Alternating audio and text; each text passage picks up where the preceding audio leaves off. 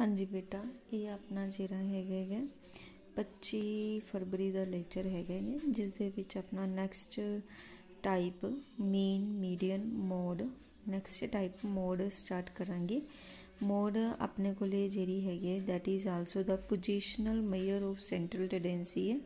ठीक है, positional base ते जिन्हों आप जिहड़ा हैगा फाइंड आउट कर सकते हैं। Positional measure of central tendency mod is that value which occurs most frequently in A statistical distribution. ठीक है, मोड आप किनू कहने हैगे डाटा दे विच डाटा दी ओह वैल्यू जिहड़ी कि मोस्ट फ्रिक्वेंटली ठीक है विच अकर्स मोस्ट फ्रिक्वेंटली ਇਹਦਾ ਕੀ मतलब है कि ਜਿਹੜੀ सब तो ज़्यादा बार डाटा ਦੇ ਵਿੱਚ रिपीट ਹੁੰਦੀ ਹੈਗੀ सब तो ज़्यादा बार ਆਉਂਦੀ ਹੈਗੀ ਉਹਨੂੰ ਆਪਾਂ ਕੀ ਕਹਿ ਦਿੰਨੇ ਹੈਗੇ ਮੋਡ ਕਹਿ ਦਿੰਨੇ ਹੈਗੇ।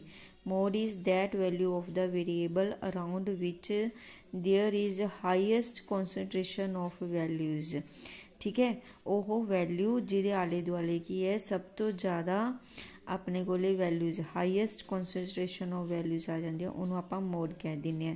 ਮੋਡ ਨੂੰ ਆਪਾਂ ਜਨਰਲੀ ਜਿਹੜਾ ਹੈਗਾ ਜ਼ੈਡ ਦੇ ਨਾਲ ਡਿਨੋਟ ਕੀਤਾ ਜਾਂਦਾ ਜਿਵੇਂ ਕਿ ਮੀਨ ਨੂੰ ਐਕਸ ਬਾਰ ਨਾਲ ਤੇ ਮੀਡੀਅਨ ਨੂੰ ਐਮ ਕੈਪੀਟਲ ਐਮ ਨਾਲ ਡਿਨੋਟ ਕਰਦੇ ਆ ਤੇ ਉਸੇ ਤਰ੍ਹਾਂ ਮੋਡ ਨੂੰ ਆਪਾਂ ਕੈਪੀਟਲ ਜ਼ੈਡ ਨਾਲ ਡਿਨੋਟ ਕਰਦੇ ਹਾਂ। ਕਲੀਅਰ ਬੇਟਾ, ਮੋਡ ਕੀ ਹੁੰਦਾ ਹੈਗਾ ਸਭ ਤੋਂ ਜ਼ਿਆਦਾ ਵਾਰ ਜਿਹੜੀ ਹੈਗੀ ਡਾਟੇ ਦੇ ਵਿੱਚ ਜਿਵੇਂ ਕਿ ਤੁਹਾਨੂੰ ਜਿਹੜਾ ਹੈਗਾ ਆਹ ਡਾਟਾ ਦਿੱਤਾ ਹੋਇਆ ਕੰਟੀਨਿਊਸ ਸੀਰੀਜ਼ ਦੇ ਵਿੱਚ ਤੇ ਤੁਹਾਨੂੰ ਕਿਹਾ ਜਾਵੇ ਕਿ ਮੋਡ ਕਿੱਥੇ ਰਿਪਰੈਜ਼ੈਂਟ ਕਰਦਾ ਹੈਗਾ ਤਾਂ ਤੁਸੀਂ ਫ੍ਰੀਕੁਐਂਸੀ ਦੇ ਵਿੱਚ ਦੇਖੋਗੇ ਕਿ ਸਭ ਤੋਂ ਜ਼ਿਆਦਾ ਫ੍ਰੀਕੁਐਂਸੀ ਕਿਹਦੀ ਵੈਲਿਊ ਹੈਗੀ। ਫ੍ਰੀਕੁਐਂਸੀ 'ਚ ਤੁਸੀਂ ਦੇਖਿਆ ਤਾਂ 30 ਕੀ ਹੈ ਸਭ ਤੋਂ ਜ਼ਿਆਦਾ ਵੈਲਿਊ ਆ ਗਈ ਤੁਹਾਡੇ ਕੋਲੇ ਤਾਂ ਜਿਹੜਾ ਮੋਡ ਹੈ ਤੁਹਾਡਾ ਉਹ ਇਸ ਇੰਟਰਵਲ ਦੇ ਵਿੱਚ ਲਾਈ ਕਰੇਗਾ।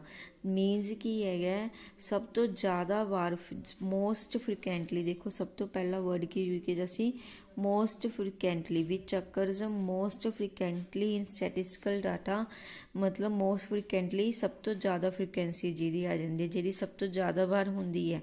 ठीक है, ये तो कंटिन्यू सीरीज़ है ना जिमें सपोज अपने कोले अगे एग्जाम्पल आ जाती हैगी कोई जिमें कि आह हैगी इंडिविजुअल सीरीज़ है। इंडिविजुअल सीरीज़ ਦੇ ਵਿੱਚ ਆਪਾਂ ਕੀ ਕਰਾਂਗੇ ਆਪਾਂ ਨੂੰ ਆਹ ਦਿੱਤੀ ਹੋਈ ਹੈ ਏਜ ਆਫ 15 ਸਟੂਡੈਂਟਸ ਆਪਾਂ ਨੂੰ ਦਿੱਤੀ ਹੋਈ ਹੈ ਕਿ 15 ਬੱਚਿਆਂ ਦੀ ਸਟੂਡੈਂਟ ਹੈ 15 ਬੱਚਿਆਂ ਦੀ ਜਿਹੜੀ ਏਜ ਹੈ ਉਹ ਇਸ ਤਰ੍ਹਾਂ ਹੈ ਤਾਂ ਤੁਸੀਂ ਇਹਦੇ ਵਿੱਚ ਮੋਡ ਹੈ ਜਿਹੜਾ ਉਹ ਫਾਈਂਡ ਆਊਟ ਕਰੋ। ਸਭ ਤੋਂ ਪਹਿਲਾਂ ਤੁਸੀਂ ਕੀ ਕਰੋਗੇ ਇਸ ਡਾਟੇ ਨੂੰ ਅਸੈਂਡਿੰਗ ਆਰਡਰ ਦੇ ਵਿੱਚ ਲਗਾ ਲਓ। ਅਸੈਂਡਿੰਗ ਆਰਡਰ ਦੇ ਵਿੱਚ ਲਗਾ ਕੇ ਤੁਸੀਂ ਦੇਖੋਗੇ ਕਿਹੜੀ ਏਜ ਹੈ ਜਿਹੜੀ ਸਭ ਤੋਂ ਜ਼ਿਆਦਾ ਵਾਰ ਰਿਪੀਟ ਹੋ ਰਹੀ ਹੈਗੀ ਤਾਂ 22 ਦੇਖੋ 1 2 3 4 5 ਵਾਰੀ ਰਿਪੀਟ ਹੋ ਰਹੀ ਹੈ ਤੇ ਹੋਰ ਕੋਈ ਵੀ ਏਜ 5 ਵਾਰੀ ਤੋਂ ਜ਼ਿਆਦਾ ਰਿਪੀਟ ਨਹੀਂ ਹੋ ਰਹੀ ਤਾਂ it means numbers 22 ਅਕਰਸ maximum time ਤਾਂ ਮੋਡਲ ਏਜ ਕਿੰਨੀ ਹੋ ਜਾਏਗੀ ਮੋਡ ਕਿੰਨਾ ਹੋ ਜਾਏਗਾ ਆਪਣਾ 22। ਇੰਡੀਵਿਜੂਅਲ ਸੀਰੀਜ਼ ਦੇ ਵਿੱਚ ਬਹੁਤ ਈਜ਼ੀ ਹੈ ਮੋਡ ਨੂੰ ਫਾਈਂਡ ਆਊਟ ਕਰਨਾ। इस तरह ਆਪਾਂ बहुत ईजली ਜਿਹੜਾ ਹੈਗਾ ਮੋਡ ਨੂੰ ਫਾਈਂਡ ਆਊਟ ਕਰ ਸਕਦੇ ਹਾਂ। ਸਿਰਫ ਤੁਸੀਂ ਕੀ ਕਰਨਾ ਹੈ ਦੇਖਣਾ ਹੈ ਕਿ ਕਿਹੜੀ ਐਕਸ ਦੀ ਕਿਹੜੀ ਵੈਲਿਊ ਜਿਹੜੀ ਹੈ ਸਭ ਤੋਂ ਜ਼ਿਆਦਾ ਵਾਰ ਰਿਪੀਟ ਹੋ ਰਹੀ ਹੈਗੀ ਜਾਂ ਉਹਦੀ ਕਿਹਦੀ ਫ੍ਰੀਕੁਐਂਸੀ ਸਭ ਤੋਂ ਜ਼ਿਆਦਾ ਹੈਗੀ ਉਹ ਤੁਹਾਡੇ ਕੋਲੇ ਕੀ ਹੈ ਮੋਡ ਆ ਜਾਂਦਾ ਹੈ। ਕਲੀਅਰ, ਤਾਂ ਇਹਦੀ ਡੈਫੀਨੇਸ਼ਨ ਦਿੱਤੀ ਹੋਈ ਹੈ ਕ੍ਰੌਕਸਟਨ ਕਾਊਡਨ ਦੀ the mode of a distribution is the value at the point around which the items tend to be most heavily concentrated.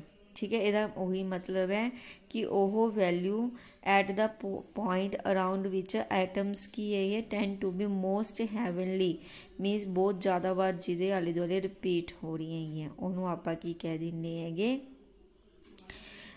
Mode कह देंगे। एग्जाम्पल दीते हैं कि particular size of pair of shoes और the size of the shirts which has the largest demand. कोई particular size जिमें आप कह देंगे है कि लार्ज साइज जिमें शर्ट्स दे विच लार्ज साइज या एक्सल साइज दो अजिहे साइज होंगे जिन्हों की नॉर्मली ज़्यादा डिमांड होंगी हैगी है ना क्योंकि इस साइज के लोग की ज़्यादातर पाए जाते लार्ज ते एक्सल साइज के लोग ਜਾਂ पर्टिकुलर शूज़ का साइज़ जिमें 8 ਤੇ 9 नंबर के ਜਿਹੜੇ शूज़ 9 नंबर का ਜਿਹੜਾ शूज़ ਹੁੰਦਾ ਹੈ ਇਹਦੀ ਜ਼ਿਆਦਾ डिमांड ਹੁੰਦੀ ਹੈਗੀ ਤਾਂ ਇਸ ਤਰ੍ਹਾਂ ਉਹ ਕੀ ਹੁੰਦਾ ਮੋਡ ਹੈ ਆਪਣੇ ਕੋਲੇ ਉਹ ਵੈਲਿਊ ਆਪਾਂ ਨੇ ਕੋਲੇ ਕੀ ਆ ਜਾਂਦੀ ਹੈ ਮੋਡ 'ਚ ਆ ਜਾਂਦੀ ਹੈਗੀ। क्लीयर। ਤਾਂ ਉਸ ਤੋਂ ਬਾਅਦ ਨੈਕਸਟ ਆਪਣੇ ਕੋਲੇ ਆ ਜਾਂਦੇ ਹੈਗੇ when there is only one mode. ਜਦੋਂ ਡਾਟਾ ਦੇ ਵਿੱਚ ਹੁਣ ਕਦੇ ਕਦੇ ਇੱਦਾਂ ਵੀ ਹੁੰਦਾ, ਹੁਣ ਜਿਵੇਂ ਤੁਹਾਨੂੰ ਕਿਹਾ ਲਾਰਜ ਅਤੇ ਐਕਸ ਦੋ ਅਜਿਹੇ ਨੰਬਰ ਹੈ ਜਿਹੜੇ ਜ਼ਿਆਦਾ ਡਿਮਾਂਡ ਦੇ ਵਿੱਚ ਪਾਏ ਜਾਂਦੇ ਹੈ। ਹੁਣ ਜ਼ਰੂਰੀ ਨਹੀਂ, ਕਈ ਵਾਰੀ ਦੋ ਨੰਬਰਸ ਦੀ ਸੇਮ ਫ੍ਰੀਕੁਐਂਸੀ ਹੋ ਸਕਦੀ ਹੈ, ਮਤਲਬ ਮੈਕਸੀਮਮ ਫ੍ਰੀਕੁਐਂਸੀ ਦੋ ਨੰਬਰਸ ਦੀ ਸੇਮ ਹੋ ਸਕਦੀ ਹੈ ਜਾਂ ਇੱਕ ਦੀ ਵੀ ਹੋ ਸਕਦੀ ਹੈ। Means when there is only one mode, ਜਦੋਂ ਇੱਕ ਨੰਬਰ ਦੀ ਹੀ ਮੈਕਸੀਮਮ ਫ੍ਰੀਕੁਐਂਸੀ ਹੈ ਤਾਂ ਆਪਾਂ ਉਹਨੂੰ ਯੂਨੀ ਮੋਡਲ ਕਹਿੰਦੇ ਹੈਗੇ। If in a series two values occur equal number of times, ਜੇ ਦੋ ਵੈਲਿਊਜ਼ ਦੀ ਸੇਮ ਨੰਬਰ ਆਫ ਫ੍ਰੀਕੁਐਂਸੀ ਆ ਜਾਂਦੇ, ਸੇਮ ਟਾਈਮਸ ਉਹ ਅਕਰ ਕਰੇ ਤਾਂ ਆਪਾਂ ਉਹਨੂੰ ਕੀ ਕਹਿ ਦਿੰਦੇ ਹੈਗੇ with the largest frequency that is called the bimodal series, ਉਹਨੂੰ ਆਪਾਂ ਬਾਈ ਮੋਡਲ ਕਹਿ ਦਿੰਦੇ ਹੈਗੇ। ਦੇਖੋ ਆ ਮੋਡ ਦੀ ਕੀ ਹੈ ਫਿਗਰ ਬਣਾਈ ਹੋਈ ਹੈ ਯੂਨੀ ਮੋਡਲ।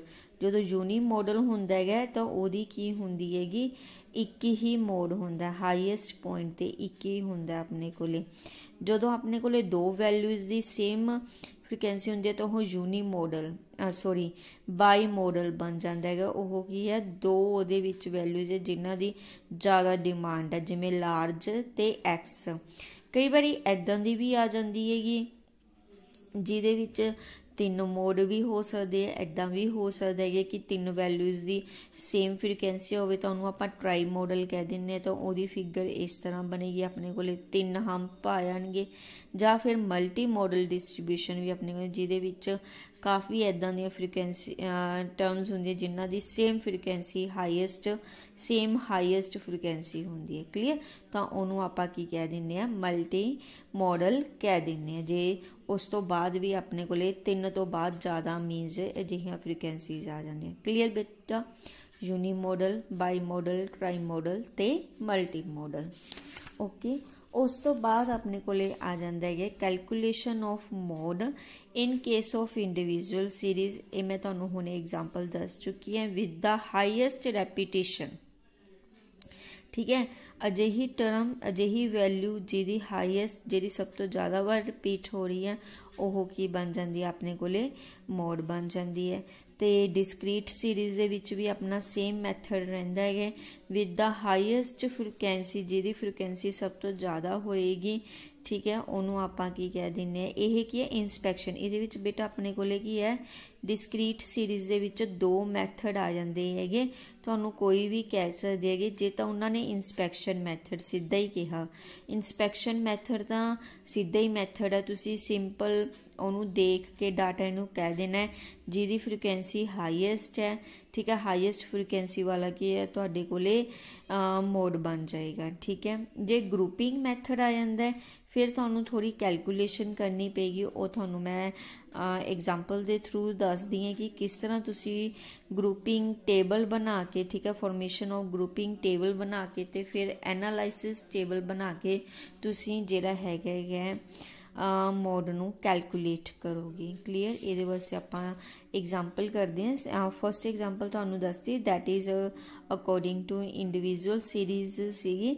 ਜੇ ਆਪਣੇ ਕੋਲੇ ਸੈਕਿੰਡ ਐਗਜ਼ਾਮਪਲ ਦੇਖੀਏ, ਦੇਖੋ ਸੈਕਿੰਡ ਐਗਜ਼ਾਮਪਲ ਦੇ ਵਿੱਚ ਕੀ ਹੈਗਾ, ਸੈਕਿੰਡ ਐਗਜ਼ਾਮਪਲ ਕਿਸ ਤਰ੍ਹਾਂ ਦੀ ਹੈ ਕਿ ਇਹਦੇ ਵਿੱਚ ਆਪਾਂ ਨੂੰ ਮਾਰਕਸ ਦਿੱਤੇ ਹੋਏ ਹੈਗੇ ਬੱਚਿਆਂ ਦੇ, ਅਤੇ ਜੇ ਆਪਾਂ ਇਹਨੂੰ ਅਸੈਂਡਿੰਗ ਆਰਡਰ ਦੇ ਵਿੱਚ ਲਾਉਣੇ ਤਾਂ ਆਪਾਂ ਦੇਖਦੇ ਹਾਂ ਸਾਰੇ ਦੇ ਸਾਰੇ ਜਿਹੜੇ ਮਾਰਕਸ ਆ ਉਹ ਸਿੰਗਲ ਟਰਮ ਦੇ ਵਿੱਚ ਹੀ ਆ ਰਹੇ ਹੈਗੇ, ਮਤਲਬ ਇੱਕ ਵਾਰੀ ਹੈ, ਕੋਈ ਵੀ ਡਬਲ ਵਾਰ ਰਿਪੀਟ ਹੀ ਨਹੀਂ ਹੋ ਰਿਹਾ ਹੈਗਾ। ਤਾਂ ਇੱਥੋਂ ਆਪਣਾ ਮੋਡ ਨਹੀਂ ਨਿਕਲ ਸਕਦਾ ਹੈਗਾ ਗਾ, ਹੈ ਨਾ। ਆਪਾਂ ਸਿੰਪਲ ਇਨਸਪੈਕਸ਼ਨ ਮੈਥਡ ਨਾਲ ਦੇਖ ਕੇ ਨਹੀਂ ਕਹਿ ਸਕਦੇ ਕਿ ਆਹ ਮੋਡ ਹੈ, ਕਿਉਂਕਿ ਕੋਈ ਵੀ ਟਰਮ ਰਿਪੀਟ ਹੀ ਨਹੀਂ ਹੋ ਰਹੀ ਹੈਗੀ, ਸਾਰੀ ਇੱਕ ਵਾਰੀ ਆ ਰਹੀ ਹੈ, ਤਾਂ ਆਪਾਂ ਮੋਡ ਕਿਸ ਤਰ੍ਹਾਂ ਕੱਢਾਂਗੇ। ਤਾਂ ਉਹਦੇ ਵਾਸਤੇ ਬੇਟਾ ਆਪਾਂ ਨੇ ਆਹ ਵਾਲਾ ਫਾਰਮੂਲਾ ਜਿਹੜਾ ਹੈਗਾ ਇਹਨੂੰ ਤੁਸੀਂ ਯਾਦ ਰੱਖਣਾ। ਇਹ ਫਾਰਮੂਲਾ ਆਪਾਂ ਅਪਲਾਈ ਕਰਾਂਗੇ ਇਸ ਤਰ੍ਹਾਂ ਦੇ ਕੇਸ ਦੇ ਵਿੱਚ। ਮੋਡ ਕੱਢਣ ਦਾ ਕੀ ਫਾਰਮੂਲਾ ਹੋਏਗਾ, that is also called the relation between mean, median and mode. जे तुहानूं कह देने what is the relation between mean median mode, तो mode is equal to 3 median minus 2 mean. ठीक है बेटा, ये फार्मूले नूं तुसीं याद रखना है। Mode is equal to 3 median, median का 3 गुना तो -2 मीन। इस फार्मूले नूं याद रखना है।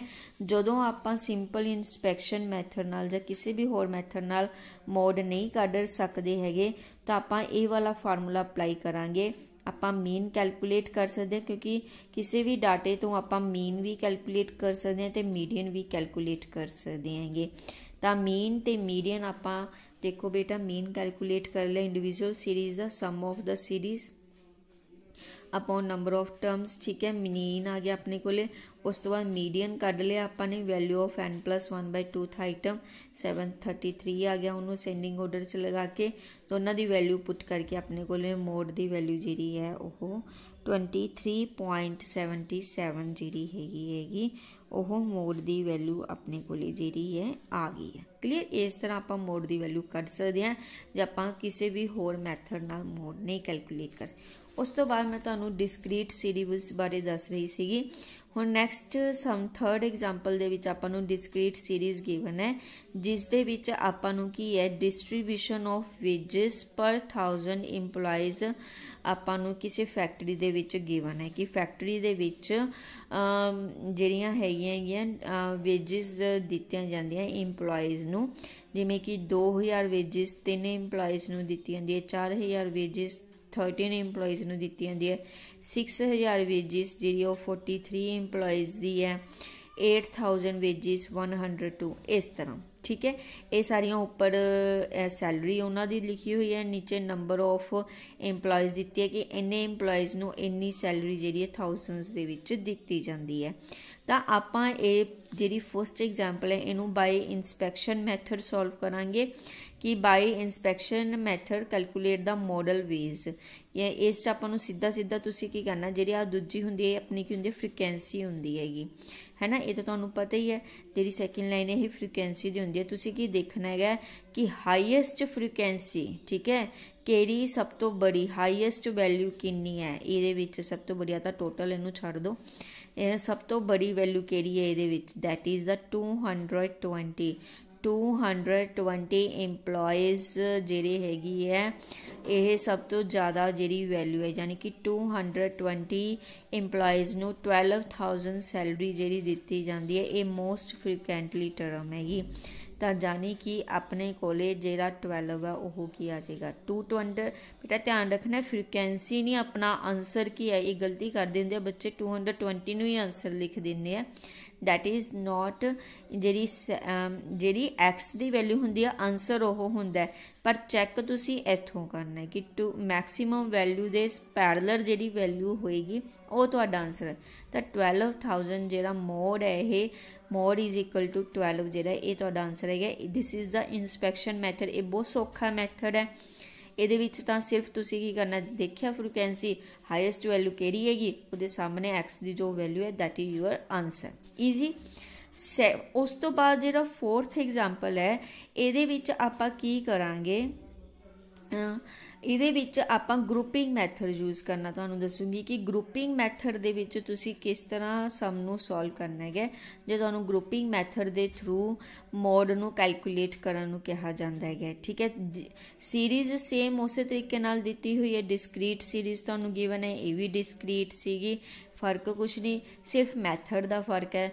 ठीक है, तो जे तुसी चाहते तो इंस्पैक्शन मैथड नाल भी कैलकुलेट कर सकते सी, तुसी करना सी सिंपल फ्रीकुएंसी देखते हाँ फ्रीकुएंसी की हाईएस्ट वैल्यू कितनी है 15 के सामने कितनी वैल्यू है 43, तो 43 तुहाडा आंसर आ जाना सी। ते जे आपां देखिए तो इन्होंने कितना आंसर कढ़िया है, वैसे भी वो भी 43 कढ़िया है, दैट इज़ आंसर तो अपना सेम ही आ रहा है, इंस्पैक्शन मैथड नाल भी सेम आ रहा तो ग्रुपिंग नाल भी सेम आ रहा। पर जे उत्थे तुहानूं कहा जाता है कि तुसी ग्रुपिंग मैथड नाल जां तुहानूं बड़ा सम आ जाता जिवें 5 या 6 नंबर का सम आ जाता, फिर तुसी उत्थे सिंपल बेटा एक कल्ला इंस्पैक्शन मैथड नाल नहीं ना कढ सकदे हैगे, फिर तुहानूं उत्थे ग्रुपिंग मैथड ही यूज़ करना पेगा जे तुसी 6 नंबर लैने हैगे। ठीक है। तो मीनस तुहानूं उत्थे ग्रुपिंग मैथड होना चाहिए। तो ग्रुपिंग मैथड किस तरह हुंदा है, इहदे विच तुसीं की करना, सब तो पहला एक्स जिहड़ा हैगा तुहानूं आह एक्स दीयां वैल्यूज़ गिवन है, इन्हां नूं तुसीं वर्टिकल फॉर्म दे विच लिख लो 40 41 42 43 that is the weight in kilograms आपां नूं गिवन है।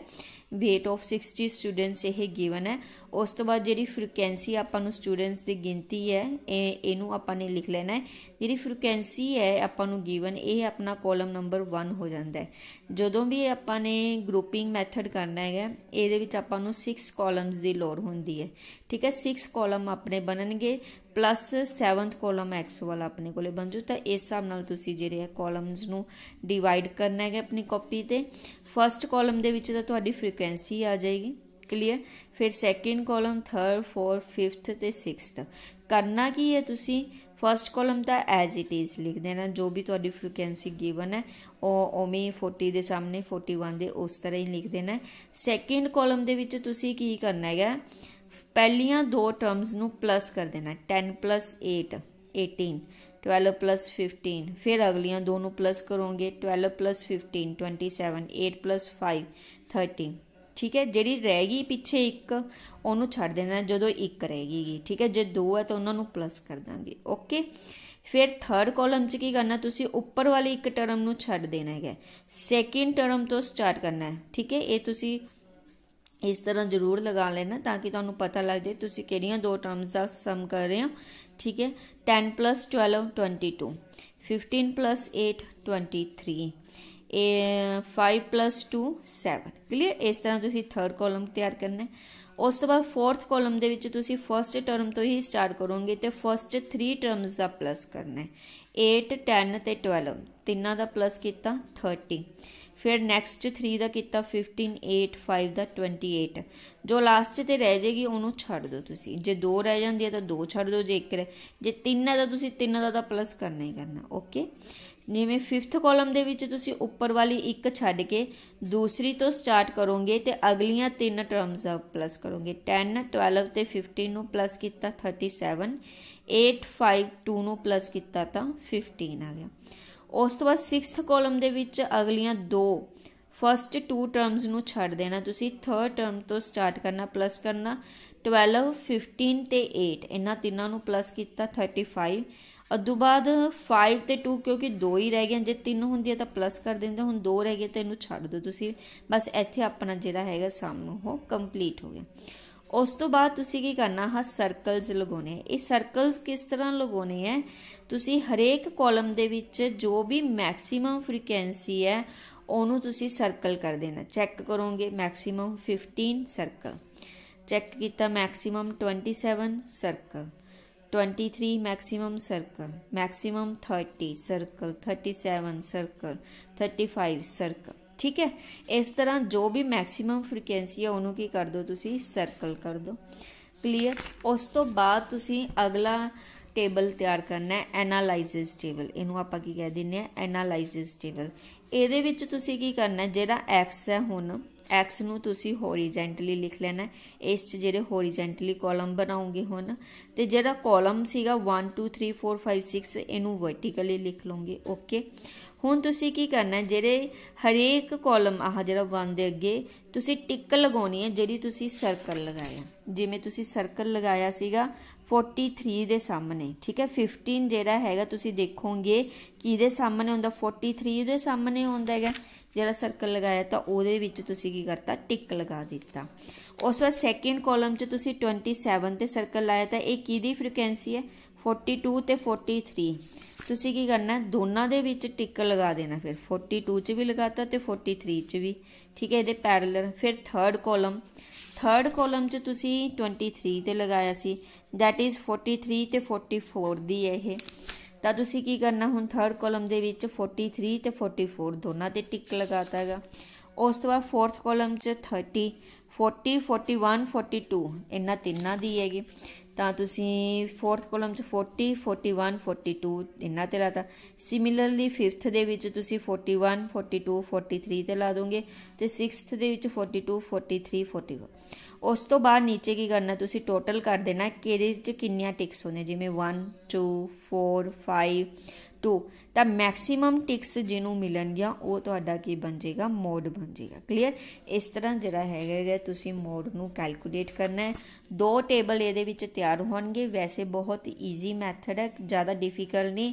ਇੱਕ ਗਰੁੱਪਿੰਗ ਜਿਹੜਾ ਹੈਗਾ ਟੇਬਲ ਤਿਆਰ ਕਰਨਾ, ਤੁਸੀਂ ਇੱਕ ਐਨਾਲਾਈਸਿਸ, 1-2 ਸਮਸ ਤੁਸੀਂ ਕੱਢ ਕੇ ਦੇਖੋਗੇ, ਪ੍ਰੈਕਟਿਸ ਕਰੋਗੇ ਤਾਂ ਤੁਹਾਨੂੰ ਈਜ਼ੀਲੀ ਸਮਝ ਆ ਜਾਏਗਾ ਤੁਸੀਂ ਇਹਨੂੰ ਕਿਵੇਂ कैलकुलेट करना है। ईजिली है बेटा, घरे तुसी कॉपी दे नूं जरूर सॉल्व करके देखो ताकि तुहानूं ईजिली ते समझ आ जाए। बेटा तुसी जिहड़े लैक्चर्स मैं वीडियो ते पा रही है ना, तुसी ये वीडियो तो जरूर फॉलो करने। मैं क्लास दे विच इन्हां नूं दोबारा रिपीट नहीं करवावांगी, ठीक है। तुसी इन्हां नूं वीडियो चो ही करने पैणगे, तुहानूं ये क्लास च दोबारा रिपीट नहीं होणगे।